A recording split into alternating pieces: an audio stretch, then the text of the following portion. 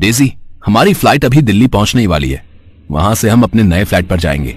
उसके बाद मुझे माँ पापा से मिलने जाना होगा। पर क्या तुम मुझे अपने मॉम डैड से नहीं मिलवाओगे? हमारी नई नई शादी हुई है, मैं भी उनसे मिलना चाहती हूँ। अभी नहीं डार्लिंग, अभी सही समय नहीं आया है।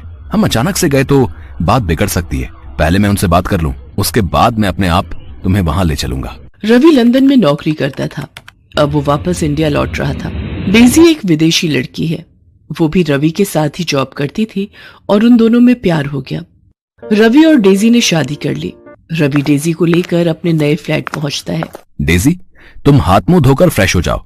मैं माँ पापा से मिलकर थोड़ी देर में आ जाऊंगा और खाना भी घर से ही पैक करवा लूंगा। रवि डेजी को फ्लैट में छोड़कर अपने घर पहुंचता है। उसे सामने देखकर उसके माता पिता बहुत खुश होते हैं, पर कोई और भी खुश था जो दरवाजे की ओट से रवि को देख रहा था, और वो थी रवि की पहली पत्नी शोभा। शोभा एक सीधी सादी लड़की थी। रवि 3 साल पहले जब लंदन गया तो जाने से पहले ही उसकी शादी शोभा से करा दी गई थी, पर रवि शोभा को बिल्कुल भी पसंद नहीं करता था। इसका कारण यही था कि शोभा गांव की लड़की थी। अच्छा हुआ तू वापस आ गया, अब शोभा के साथ आराम से रहना। तुम दोनों को तो बिल्कुल समय ही नहीं मिला एक दूसरे के साथ रहने का। अरे जानकी, अब इसने कहाँ जाना है?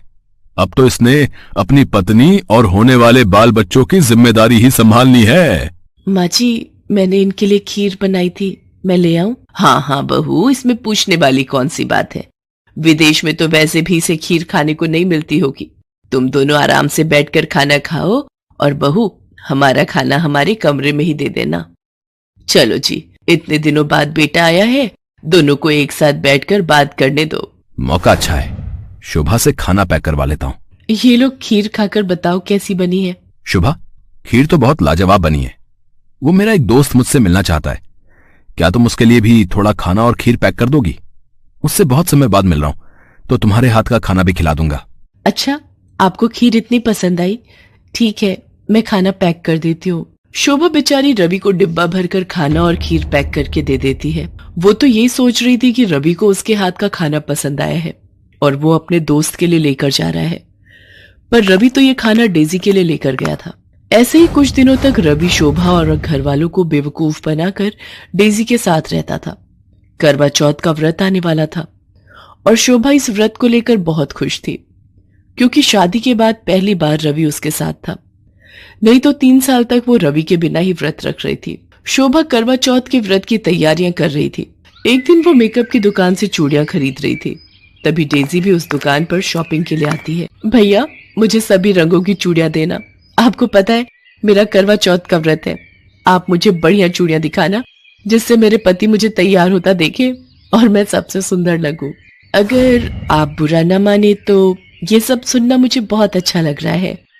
क्या आप बता सकती हैं कि ये सब आप अपने हस्बैंड के लिए क्यों कर रही हैं? आप तो विदेशी मेम साहब लग रही हो। आपको करवा चौथ के व्रत के बारे में नहीं पता? ये व्रत हर सुहागिन अपने पति की लंबी उम्र के लिए रखती है। आपकी शादी हो गई? जी, मेरी कुछ ही महीने पहले शादी हुई है। मैं भी इस व्रत को रखना चाहती हूँ। क्या आप मुझे इसके बारे में बताएंगी? मैं यहाँ पर किसी को भी नहीं जानती हूँ। अगर आप मेरी इतनी हेल्प कर दें। ऐसे ही बातें करते हुए शोभा और डेजी अच्छी दोस्त बन गई।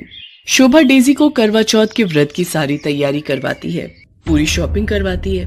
डेजी को शोभा का स्वभाव बहुत अच्छा लगता है। वो उसे अपना मोबाइल नंबर दे देती है और फोन पर बात करने के लिए कहती है। अगले दिन करवा चौथ का व्रत था।